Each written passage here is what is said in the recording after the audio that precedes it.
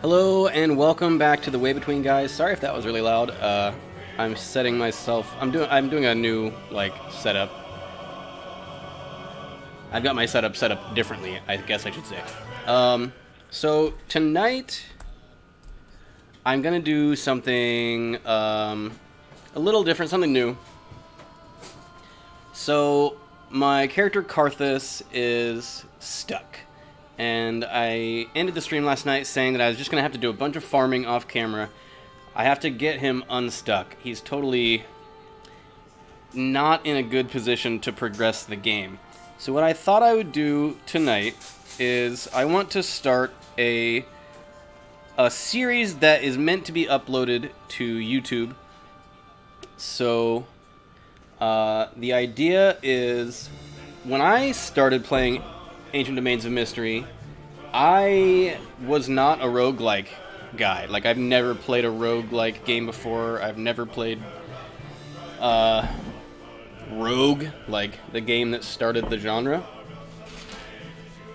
I've never played a game like this before.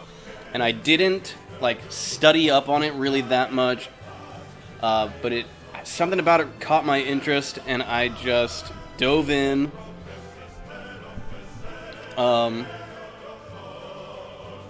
And I've really enjoyed it ever since. But I guess you could call me a more casual enjoyer of the game. So what I want to do is, for anyone out there who maybe is thinking of playing Ancient Domains of Mystery, or has seen any of my streams, or seen anyone else's streams, I recommend looking up Gordon Overkill on YouTube. He's a fantastic ADOM player. Not sure where he's from, but he's got several game completions on YouTube. But the idea behind this series is to maybe give advice and provide some content to kind of whet your appetite more about Ancient Domains of Mystery, and sort of explain some of the early pitfalls you can run into, and hopefully get you over some of those initial hurdles, because as a roguelike game, obviously it's an incredibly hostile player environment. The game is designed to kill you as efficiently as possible, and there's a million different ways to die, and so I thought I would try a series about surviving hardcore mode, roguelike mode. So let's just get right in here. Press space to start Ancient Domains of Mystery. You want to start a new game. We're not going to look at any of these. There is a full manual on the game. If you want to spend hours of your life poring over a draconian manual that it literally explains how everything works, be my guest. That's not how I approach the game. That's not how I approach much of anything. That sounds incredibly boring to me. I recommend just getting the experience. You can start in standard mode. Standard mode, like it says, a great way to learn ADOM if you are new to the game. I would recommend playing through maybe a couple of characters in standard mode, but once you've kind of cut your teeth on what the game is and what it's like, standard mode makes the game a little easier on you, but it also takes away some of your player choice. So if you want to seriously play this game and get through the content that it offers you, you want to play in hard mode, roguelike mode. That allows you to select a star sign, gender, race, profession, and talents. You get to choose gender, race, and profession in standard mode, but you don't get to choose your star sign or your talents. And both of those are extremely important in how you, not only how you approach the game, but how you survive to the end game. And I've actually never beaten this game, so don't take me as any kind of professional authority on this game. But I did recently get a character almost to the end, and I do know a lot about it. I have been playing this game for 2 years. Like I said, this is I am a bit more of a casual fan of this game, but it's held my interest for 2 years. And so I just want to offer that kind of casual experience and guidance to anyone else out there like me who is interested in picking up this game. So we're going to choose hard roguelike mode, and then you get to choose your star sign. So a lot of these, honestly, aren't that good. And especially some of them sound like they should be good, but they're not that great. If you'll excuse me, I do have some pizza, so I'm going to occasionally munch on that.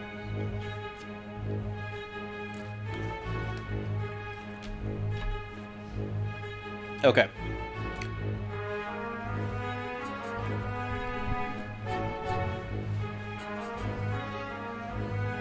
"12-star signs," it's basically, it's your zodiac sign in the world of Ancient Domains of Mystery.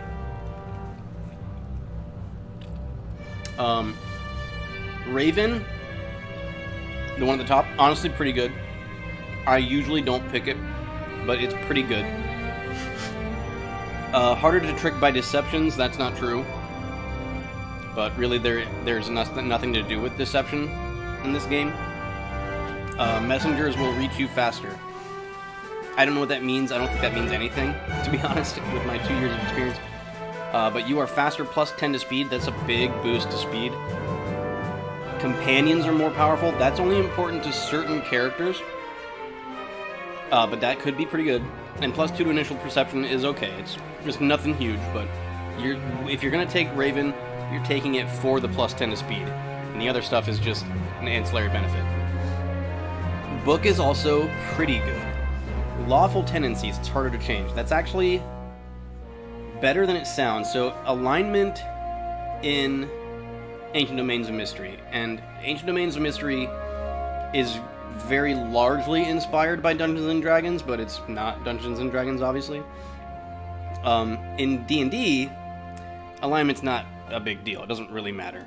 In Ancient Domains of Mystery, it can be pretty huge. You only have 3 alignments, technically 9, but lawful, neutral, and chaotic. Lawful is basically good, and chaotic is basically evil, but there is room for gray area in there. But a lot of players find it easier to play as a lawful character.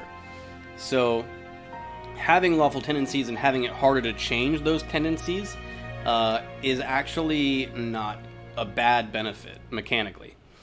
What that means is,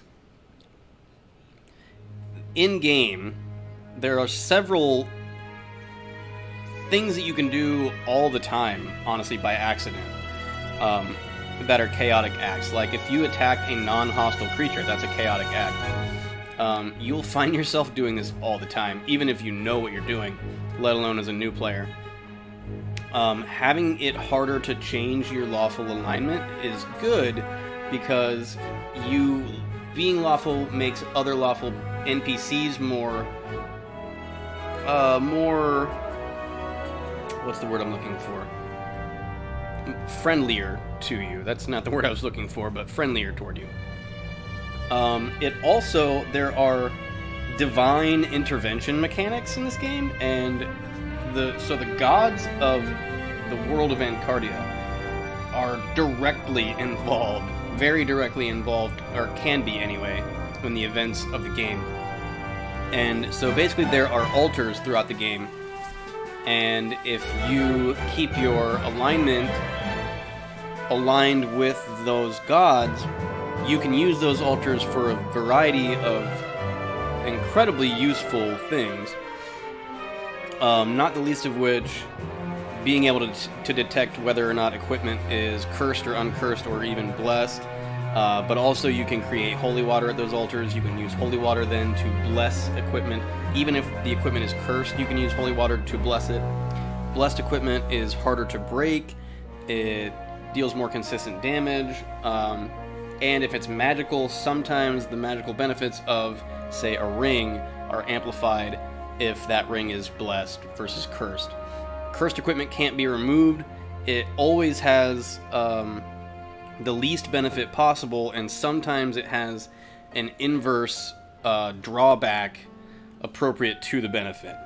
So you can see why that can be a big deal.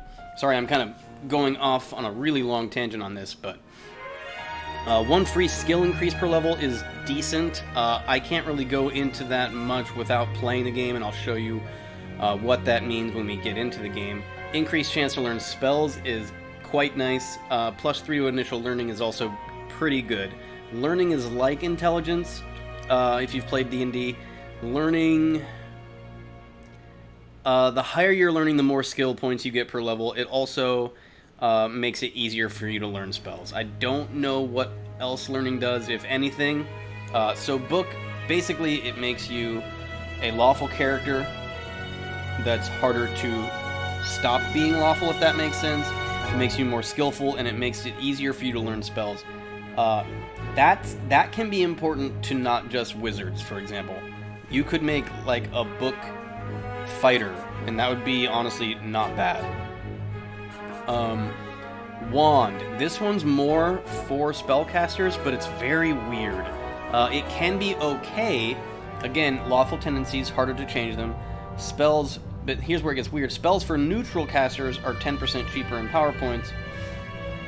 +2 to initial charisma. Starts out with lawful tendencies, but gets +2 to mana and 10% more power points if neutral initially. So it gives you lawful tendencies, but then extra lawful tendencies and 2 to charisma, but then extra benefits if you're also not lawful. So what you would want to do if you really love Wand, you would want to play a chaotic tendencied race, and then combine that with Wand. You would generally start as a neutral character at that point and get your 10% cheaper spellcasting, 10% more power points, and 2 to mana. That's pretty good, but it's not overwhelmingly powerful either, even for a spellcaster. Unicorn is the worst one, but I'll talk to you about why it exists. Harder to corrupt by chaos effects. That's a real endgame thing. Hard to change to a different alignment once you are lawful. It doesn't initially give you any like boost to your lawfulness. And +2 to initial appearance. Appearance does very little in this game. It can affect shop prices, but it also, the higher your appearance, the harder you are to corrupt by chaos effects. Over time, the land of Ancardia, many of the locations you're going to go to, especially toward the mid-game and into the end game, are all going to inherently corrupt you just by being in them over time. But there's also creatures that are corrupted by chaos, and their attacks carry corruptive influence as well. And depending on, and this is a hidden value, but depending on how high your corruption goes, you will start to gain corruptions, and those are benefit drawback, like physical mutations, changes to your body, that give you something and then give you a penalty in return. Sometimes it's not good at all. Sometimes it's pure penalty. Other times it can be, oh gosh, like your bones harden or whatever.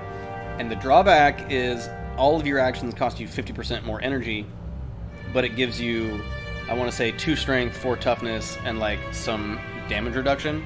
That's honestly considered like the worst one in the game, or one of the worst ones in the game. But that's a good example of the sort of give and take that corruptions can have.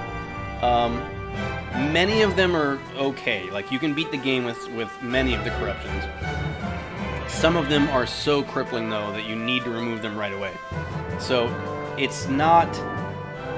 If a lot of them were awful and would just, like, be game over immediately, Unicorn might be better, but only by virtue of the game being so punishing that, like, it's more bullshit than it already can be. So, that not being the case, Unicorn's just not a very strong pick, and I don't usually see anyone picking it. Salamander can be good. Fire Magic is 20% cheaper in power points. That's nice. 1 to initial charisma, 3 to initial mana, and 20% to your power points all the time. Mana is your score that determines how many power points you have. So this gives you a ton of power points. 1 to charisma, and 20% cheaper Fire Magic. It's not bad. I would say it's on par with Wand. if you're a spellcaster. But again, there are, in my opinion, stronger options for any character. Dragon seems very good too. Plus 10 increased effects from tactics. You don't know what that means yet. I can't really explain it until we start the game. Minus 3 to initial willpower, though, that's bad. Willpower is how you resist like mental attacks. 2 to initial strength, though, pretty good. 1 to initial toughness, very nice. Cost to increase weapon skills are reduced by 10%, and combat magic is 10% cheaper in power points. So it gives you a lot of benefits that can benefit many different characters, but minus 3 to willpower is rough, and the benefits it gives you are relatively small. It just gives you a bunch of them.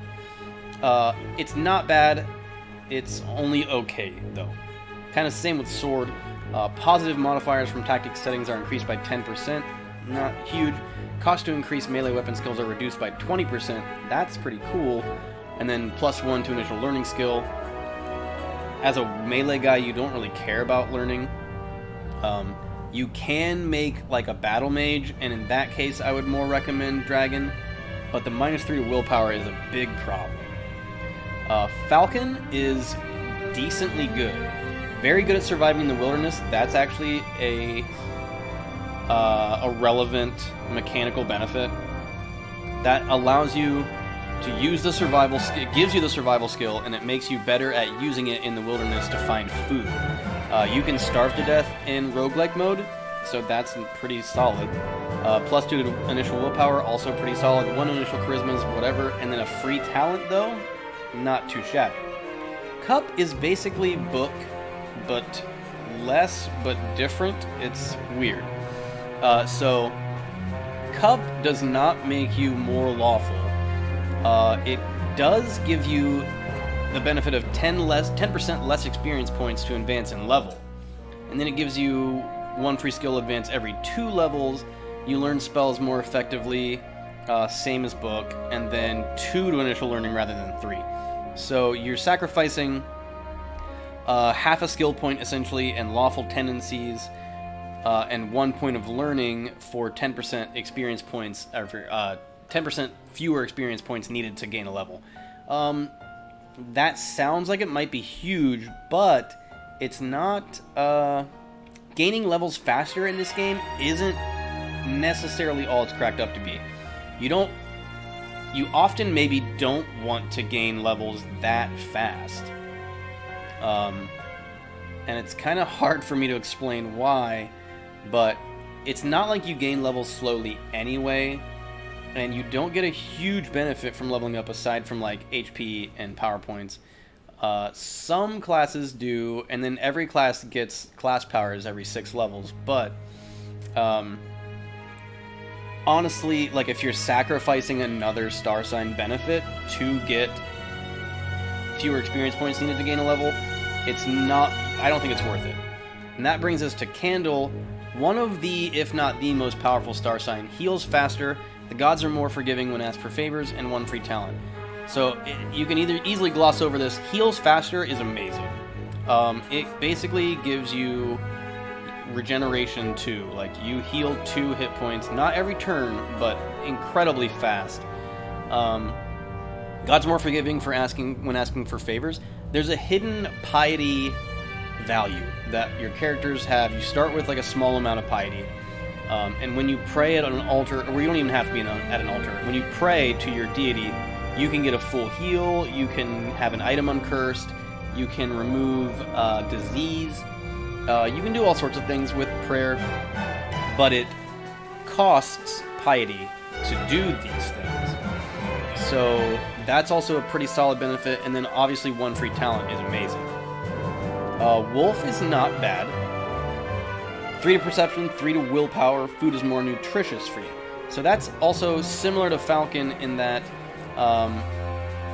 it stretches your food supplies, right? It makes it harder for you to starve to death. Your satiation that you gain from food lasts longer if you're a wolf. You're better able to find food if you're Falcon. 3 to willpower is a big boost. 3 to perception's pretty solid. But Falcon gains a talent. I would say these are close to even, with Falcon potentially edging it out by virtue of that free talent, but it's really close. And then Tree is one of my favorites. Generally hard to change alignment, so if you start as Lawful, that's just as good as the book benefit. +5 to initial willpower, that's huge. 2 to initial toughness is very good, and then 1 to PV is protection value, which is essentially damage reduction, which I'll go into more about that stuff as we get into the game. For this character, and for a lot of beginning characters, I recommend picking Candle. It gives you that faster healing and a free talent, which is going to be extra customization and just combat power or what have you. I'm going to go ahead and pick Candle, and this is where we'll pick gender. It doesn't really matter.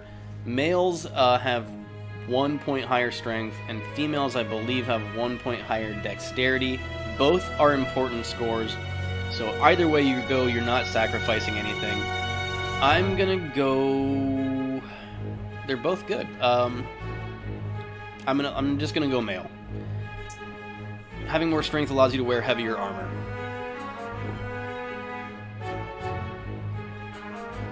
Choose a race or mode. You can also have everything chosen randomly by fate, but part of the point of roguelike mode is having as much choice as you can have. So there's a lot of really good races. Honestly, you're going to hear a lot of recommendations for Troll. Honestly, I think it's kind of a trap, especially for new players. Something the game doesn't tell you is Trolls require much more food than other characters.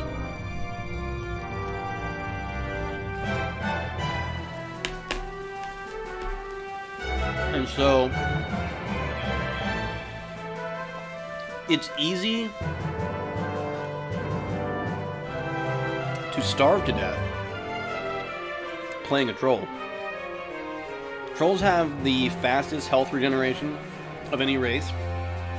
They are also, they start with the highest physical attributes, which makes them big and strong and quite tough, and have lots of health regeneration. Very nice.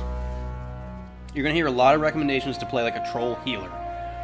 That starts you off with incredible health regeneration and a good amount of physical toughness. But healers don't start with great gear, and again, Trolls can easily starve to death.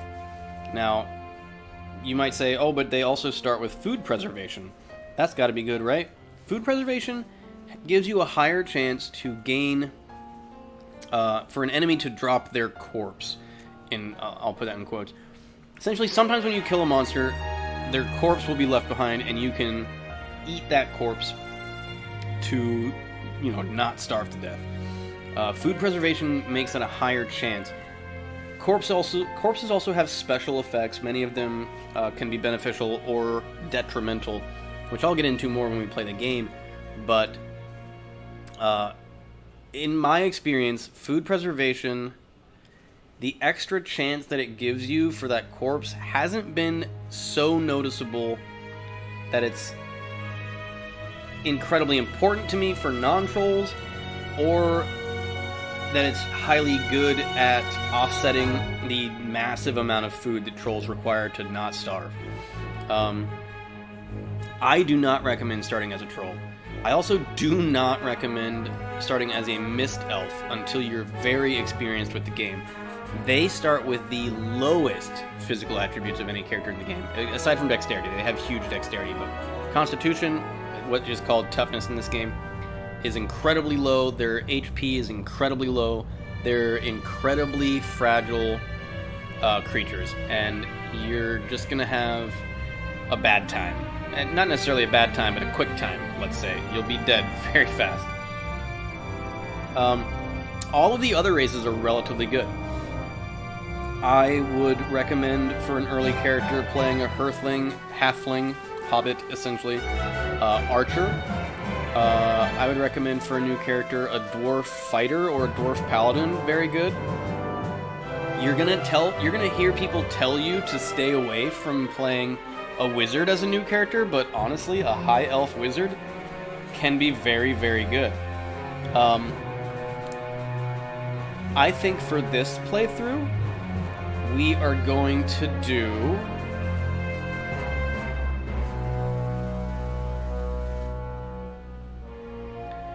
a dwarf fighter. I think that's just a really solid race class combination to start with.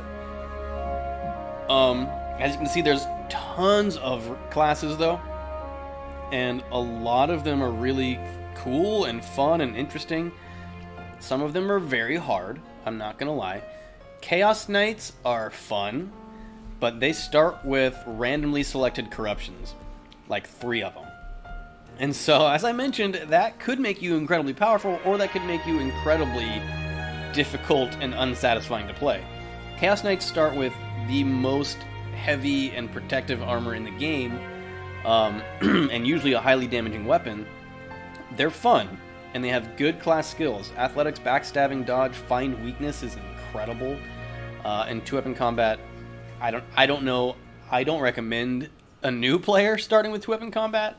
I don't know much about it, but it can be fun, I'm sure. We're going to do a fighter, but I would recommend you stay away from, let's say, a bard. Don't play a bard until you learn more about the game. Don't play a Chaos Knight. I would recommend staying away from farmer, merchant, mindcrafter, monk, and thief. Thief sounds like it should be good, and it has a ton of class skills. In my experience, they are very weak, though. They can be quite dissatisfying to play. So those classes, stay away from bard, Chaos Knight, farmer, merchant, mindcrafter, monk, and thief. Honestly, wizard is a sweet class. We will get into that later, but today we're going to start off a dwarf fighter, and then you can choose your attributes by fate or points. I recommend points. This way you can tweak what your starting stats are going to be. For a fighter, you want as much toughness as you can get. So just put as many points there as you can. 9 dexterity is fine-ish. 12 willpower is fine-ish. You don't really need learning, so I'm going to use that to boost my... Oh, I don't have enough points. So it costs more points the higher you go. You really don't need charisma or appearance or mana. I don't know why I'm starting with that much. I'm going to take that down to 4. Let's raise strength to 18. Let's lower toughness to 22. And then 11 perception's fine. Let's see about getting willpower higher. Okay, dexterity at 10, and then maybe I can get strength to 20 if I fiddle around with this. Let's get charisma even lower. There we go, perfect. As you can see, we start with 2 talents, one of which is coming from Candle, bonus talent, and we start with 20 strength, 8 learning, 14 willpower, 10 dexterity, 22 toughness, 7 charisma, 8 appearance, 4 mana, and 11 perception. Those are fine skills to start with, or attributes to start with. Let's just play the game. You are born to be a male dwarf. You have black hair, brown eyes, and a tan complexion. Your parents belong to the lower caste. Most of the time, all this is just straight fluff. Very, very, very occasionally, some message in here will actually affect how you play the game. As a child, you lived through happy days. Parents tried to ease your life as much as possible. Cool. Adventures sparked your imagination. Had to work a little hard to finance your apprenticeship. Alright, nothing out of the ordinary here. You are now a fully learned fighter. Now we get to choose our talents. And there's a lot of stuff you can pick here. There's a ton of talents that just increase your attributes. Some of these can be very important. 2 to speed is one. Hardy is another that don't necessarily increase your attributes. But they are also more important than maybe they sound. Background stories, boon to the family, double starting money. By itself, not a good talent, but there are ways to make that good. You can start yourself off with an artifact if you have the fortune to start with 3 talents. And maybe a few episodes down the road I'll explain how that's possible. But then there's other talents, combat talents, 1 to hit in melee, 2 to hit when fighting with 2 weapons, minus 50 energy cost, 1 to hit in damage with heavy weapons. A lot of these are gateway talents that open up other better talents. Careful, 1 to defense value, that's always good. 1 to defense value when wielding a shield, that's obviously just straight up worse than careful, but again, it's a gateway talent. Good shot, strong thrower. They're all decent talents. There's only a few, like, traps. Mechanically inclined, I would say, is one of those. But there are a ton of traps in this game, and it could prove useful. Stealthy is, I would say, maybe another talent that's just not necessarily great, even as a thief. But picking pockets can be really good.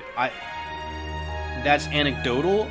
In my experience, I've never had much success with picking pockets, but some people swear by it, and you can get incredibly powerful gear when picking pockets. So maybe I should try a stealthy thief and see how it goes.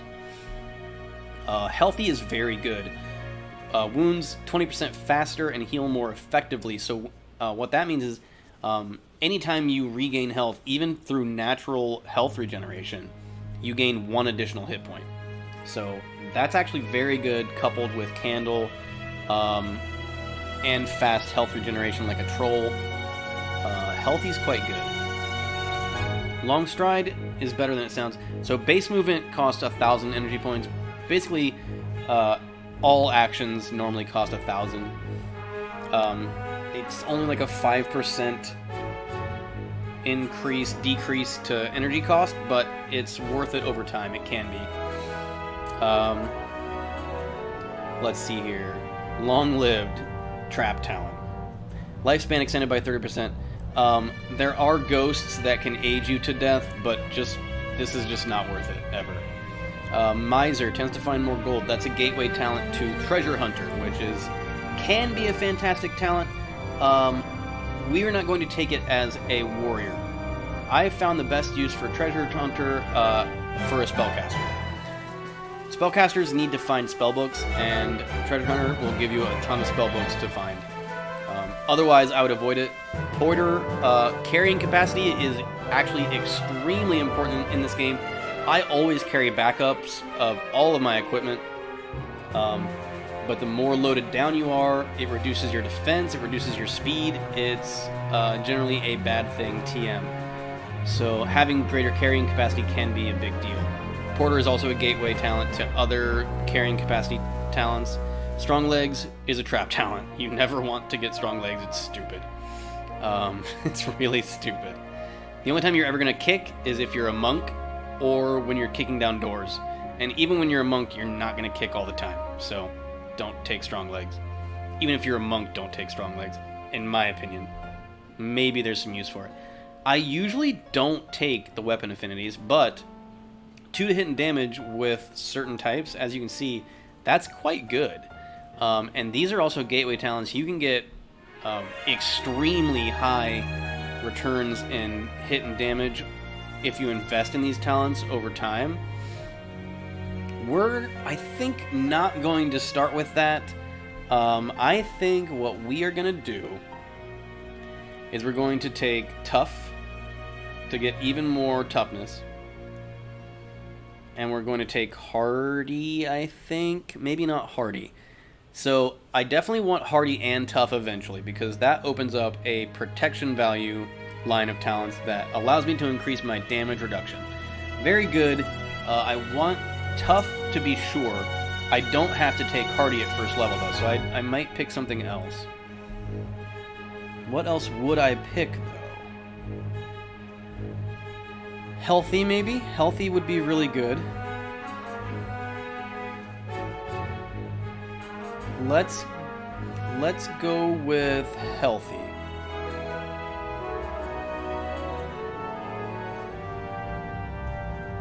Actually, let's go with Hardy. I don't need the health regeneration yet. So then we're going to enter a name, and he is going to be named Zegander. And then our journey begins. So for 6,000 years, the world of Ancardia was a serene world unmolested by the forces of chaos. But now the sinister forces of evil and darkness have opened a gateway somewhere deep within the mountains of the Draculor Chain. Terrors from unknown dimensions flood the world of Ancardia and wreak havoc, spreading corruption ever faster. Now it's up to you to explore the Draculor Chain, meet its inhabitants, find the source of chaos and defeat it, or maybe even join forces with it to conquer the world. And here we are.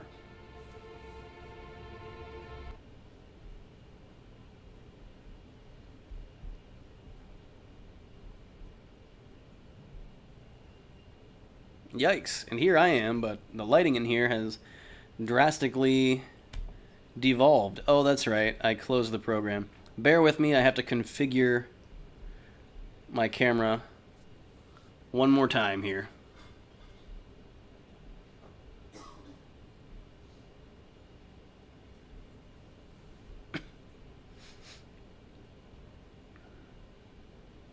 Almost there. Let's get that gain up. Turn the brightness down, perhaps. Turn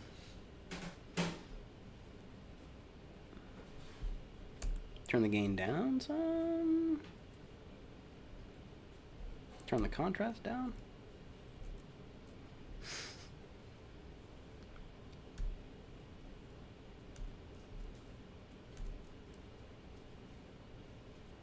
Anyway, we're going to leave it at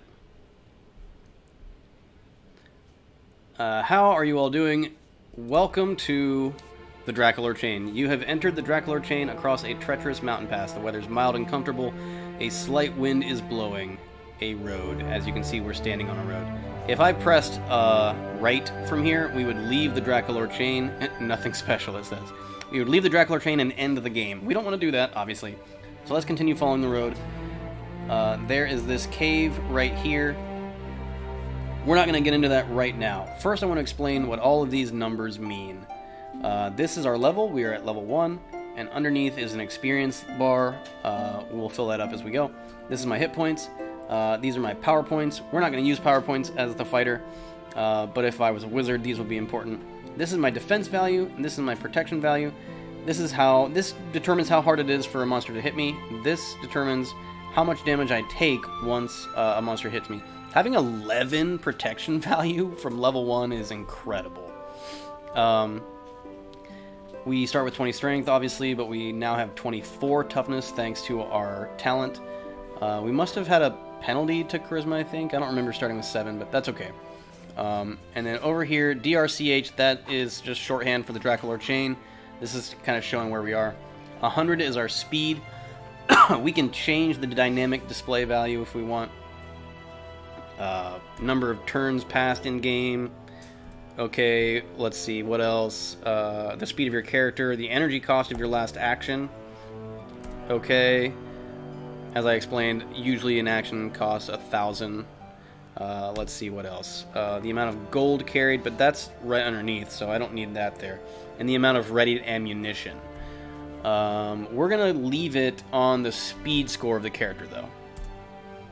And then here's my gold pieces. And now I'm going to get into my inventory. You do that by pressing I. And that opens up this screen. You can move around and just take a look at all this stuff. This is kind of your character sheet. The @ sign over here is kind of explaining everything about your character. Our max scores are important to look at. So I have 20 strength to start, and I only can get up to 27. That's not huge, but it's okay. 14 willpower going up to 26 is pretty good. 10 dexterity going up to 14 is not great, but it's okay. I will be right back. I have to say goodbye to my girlfriend.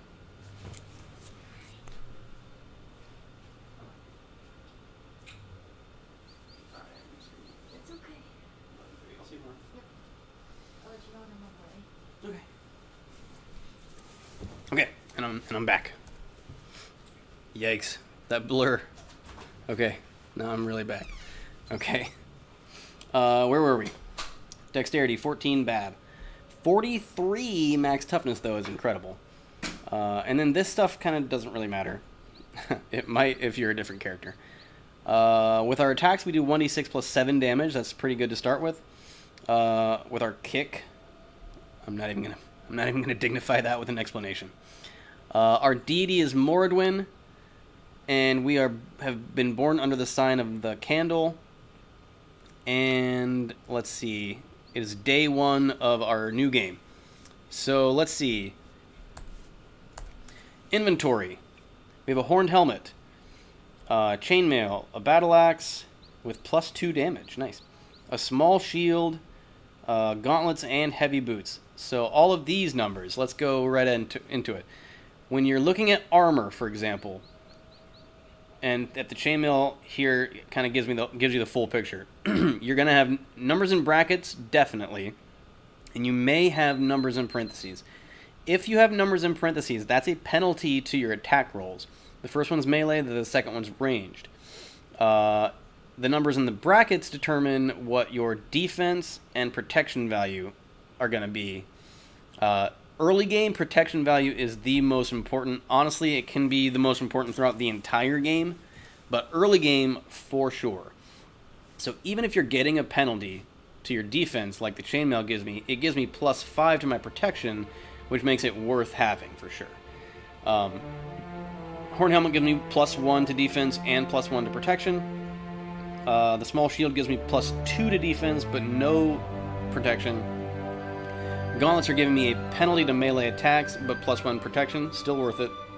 And heavy boots are giving me -1 to defense, but +1 to protection, still worth it. This is pretty solid starting gear. I'm going to press right to go to my backpack. All we have in the backpack is 1 ration and 92 gold pieces. All right. Skills. This is, you get increases to your skills every level. So fighters get to have archery, athletics, detect traps is a dwarf skill, but also honestly very good. There's incredibly heinous traps in this game. So being able to find them is handy, and something that a fighter actually usually doesn't have a very good means of doing on their own. Dodge. So in general, athletics, dodge, find weakness, first aid, and that's about it. Those in general, despite no matter what character you are very, very good skills to have. And then the fighter also has archery, climbing, dwarf has haggling, listening. Everyone has listening. It's important to everyone, but you don't really have to put points into it. Let's see. Metallurgy and smithing, but the dwarf also has huge bonus to mining, which we may get into. It all depends. You can't mine at all unless you have a pickaxe, and there's only 1 or 2 guaranteed pickaxes in the game. So we'll see. I might explain to you what that means. Fighters also have stealth. They don't have much, and it can be hard to get much bonus out of it, but it's still not a bad thing to have. Swimming and 2-weapon combat. I mentioned earlier 2-weapon combat is not something I generally do. I wouldn't recommend it for a newcomer to the game, but it can be good if you invest a lot into it. Over here, combat tab shows your level with different weapons. So I start with level 2 skill in axes and nothing else. The more you use equipment, level 1 with shields. The more you use your equipment, the higher bonuses you get out of it. So even level 1 with shields gives me 2 additional defense when I'm using a shield. So that shield I'm wearing gives me 4 defense. That's pretty awesome. Level 2 skill with axes gives me 2 to hit, 1 to damage. It can also increase your defense value. So we'll be using weapons all the time and just increasing your skill level with them over time. Talents, these are the ones we picked to start with, hardy and tough. And we don't have any... we do have a quest. Find the village of Terinyo. So we're going to go ahead and just do that then. If we follow the road, that will lead us to Terinyo, a tiny hamlet. What I would recommend as a hardcore character, don't go to this little cave over here. Don't go there. Don't go to Terinyo yet either. Continue going left, following the mountains. There will be another cave right here. It has a skull on it, so that might make it seem scary. but you don't necessarily want to do much here. And I'll explain, it is scary.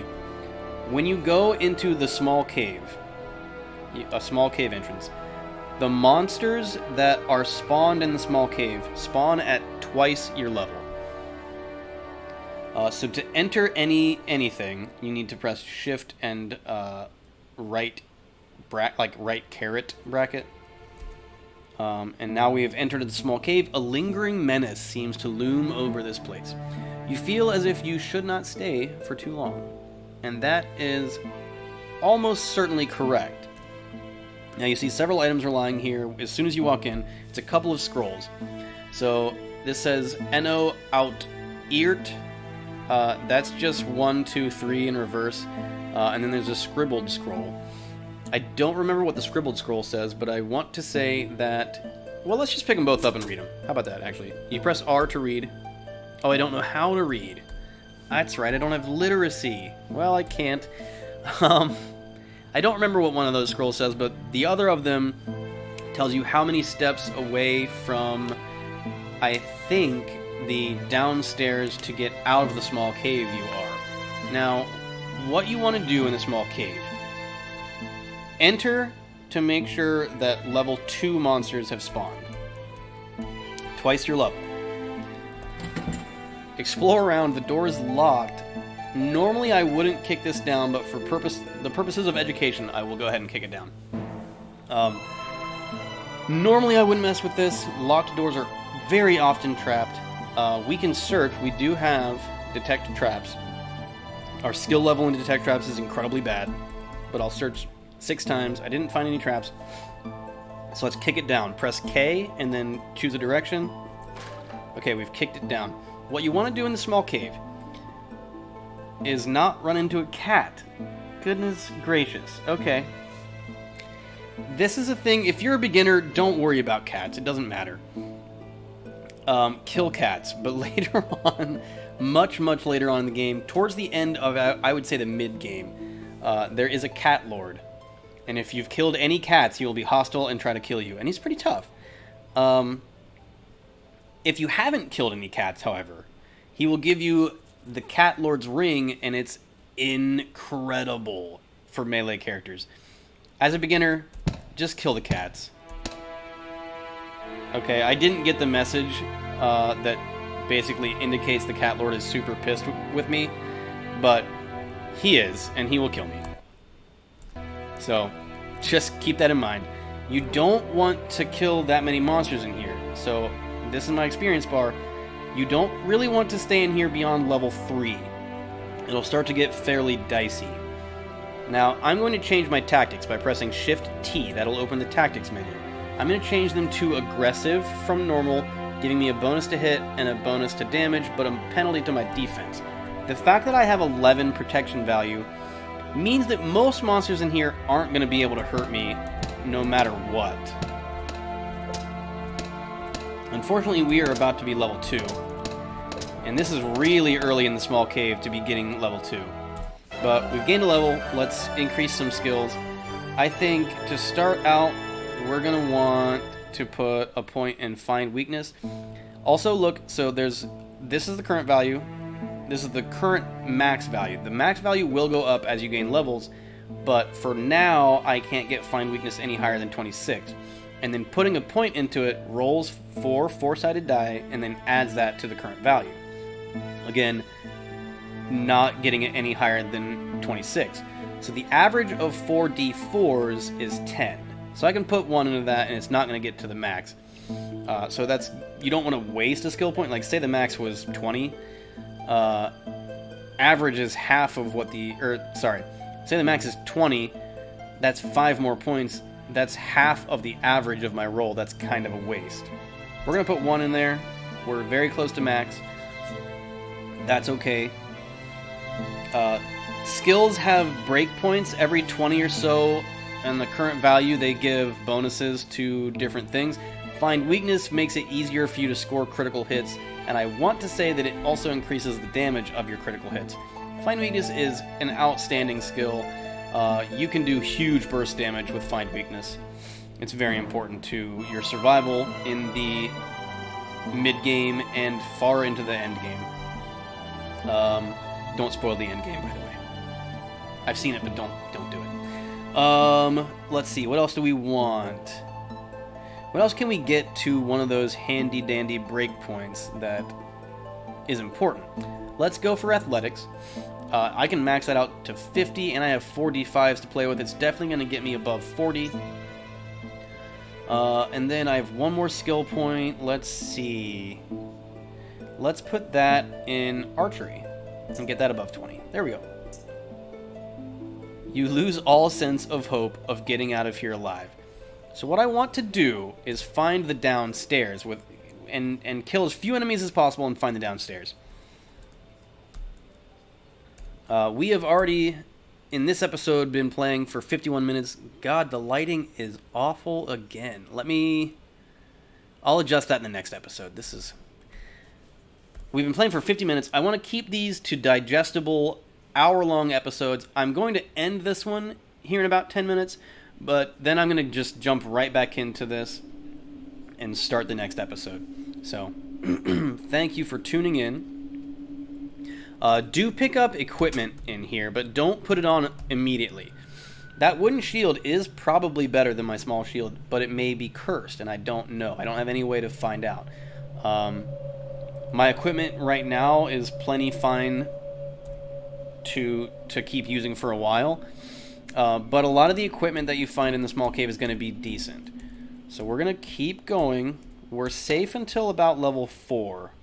Gosh, that's so much experience. So this guy's friendly. He's got the green around his health bar. He's not going to attack me. But that bat has red around his health bar, and he's going to try to kill me. We're not going to try to kill the bat, because I want to try to find the stairs. Now that is a ring. I'm definitely going to pick that up, and I'm not going to put it on, but a wooden ring is always a ring of fire resistance. That means when I have that on, I resist fire damage. Pretty straightforward.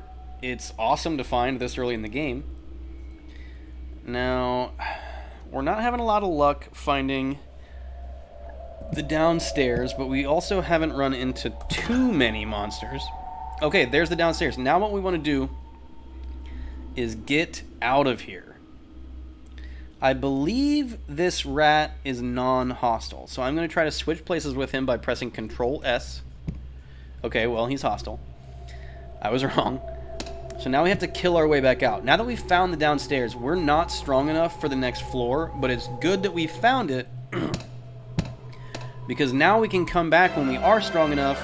The monsters in here will stay the same, and we can just run to the door. Other monsters might spawn, but we have a pretty safe path to get through the small cave.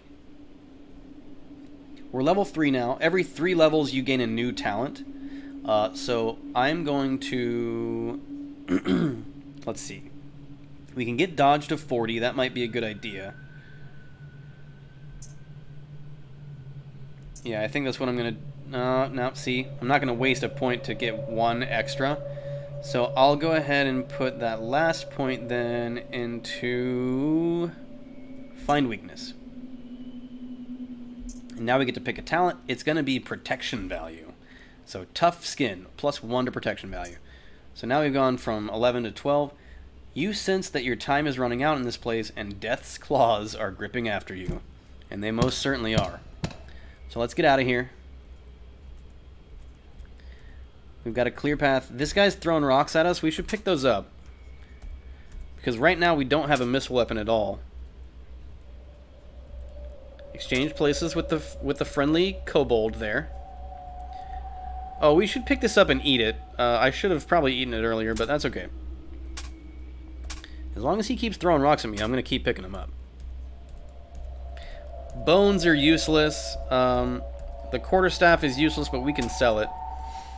So, as you can see, right now there's a space between us. If there wasn't, when I got over to the stairs over here, I wouldn't be able to leave without killing this guy. But as it stands, he's just going to let me leave. So let's shift and left caret to walk out of here. That's pretty nice. We found the downstairs that lead to the path to the High Mountain Village. The High Mountain Village, as far as I know, is not required to beat the game, but it can be one of the first friendly merchants that offer you a fair price for your stuff. So we will try to visit that around level 10, depending on kind of what our gear is at the time. I'm gonna now that we've found that, I am going to... What day is it? It's only day 2. There is a puppy that you can save. There's a little girl that'll give you a quest. She's lost her puppy, and then a cave will appear here. But the dog dies on day 4. So you get a better reward if you bring the dog back alive. It can be very difficult, but with 12 protection value, it's easily within our grasp. So I'm going to enter the town. You enter Terinyo, a tiny hamlet consisting of a few primitive cottages, a shop, and a village hall. Trees grow peacefully between the small homes of the local populace. You feel at ease. Congratulations, you've completed the quest to find Terinyo. Press Q to see all your quests. So now they want me to talk to 3 important people. Important people are going to have the star over their head, so let's go talk to Igaz the Fool. You press Shift C, and then there's more than one person I can talk to here, so we're going to choose Igaz. Igaz the Fool babbles, "Me damn wife, she's left me. Broke me heart and me life. Damn hag."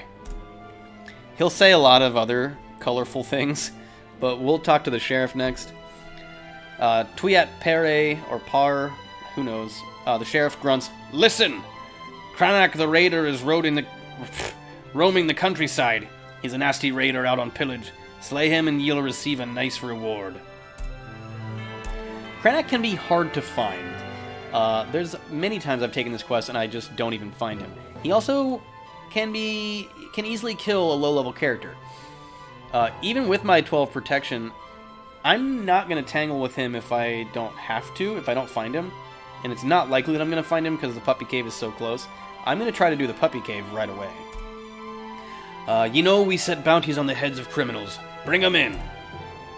He'll give you other quests to bring in other criminals. Monksip? The human shopkeeper booms. "Welcome to Monksip's magnificent Munchies Mall. You can pick up any of my wares from the ground, inspect them, then pay if you're convinced." It's just a bunch of rations. Oh, and a hobgoblin corpse. Delicious. And a piece of dry meat. We have some money. It'd be smart to pick up some rations. I'm going to pick up 3 large rations. And then we'll talk to him. Control C. Don't forget to pay the 72 gold pieces you owe me. So pay all items at once is A. We're going to do that. And now he'll let us leave. That did not complete the quest, unfortunately, so I guess he's not important. Let's go find someone else with a star. The druid over here. I'm actually not going to talk to the druid, because if you talk to him, then he'll give you a quest, and there's another quest in town that I want to take that if I take the druid's quest, I cannot take the other quest. The druid quest is very cool, but we'll get into that in a different episode. For this one, if I talk to... This is the mayor. If I talk to the mayor instead of the druid, I won't be able to take the druid's quest in this episode. But that's okay. We'll get to it another time. I'm going to talk to the mayor. Quest completed. Congratulations, you've completed the quest to talk to 3 important people. Okay. Rent the village elder. Sorry, not the mayor. The village elder grunts. "We have been troubled by dark forces from the west. Old stories speak about a strange cave in the central western area. Ye might want to go there. But me feels ye should earn more experience before you venture into that dark region." Congratulations, you have received a new quest. "Us village is pestered by critters from the caves to the southeast. The village carpenter tried to explore the dungeon, but was not seen again. It would be great if he could discover his whereabouts." Congratulations, you've received a new quest. So we're going to press Q. Now we have the quest to venture to the Western Draculorn chain and enter the Caves of Chaos to locate the source of evil. Also, let's see. He's asked you to venture to the dungeon southeast of Terinyo and asks you to find and relieve the village carpenter in the dungeon southeast of Terinyo. That's what we're gonna. That's what we're gonna do after we've found the puppy. So now we have to find the little girl, who can be a little troublesome to find. As you can see, there's a fog of war effect. There is also a little blue dragon over here. I wouldn't bother with him until you're more experienced with the game. He's harmless, but I'll get into his kind of quest line in later episodes. There's the little girl, and you notice she doesn't have a star over her head, but she is still important, or she can be. Hast ye seen my little doggy? Disappeared near the dark hole on the pass. Me fears it got lost. Would you get it back to me? Hurry, Mommy says there are bad things in the cave. And Mommy's right. But we've got 12 protection. I think we will be fine. So here's the puppy cave. It just appeared. We have been going for about an hour now, and the lighting is extremely bad in here. I'm going to cut the episode short here, and then next episode, we're going to go to the puppy cave. So thanks for tuning in, and I'm going to keep this kind of how to survive the early game in Ancient Domains of Mystery thing going. And I'll see you guys here very shortly with part 2. So thank you for tuning in, and I'll see you very shortly. Goodbye.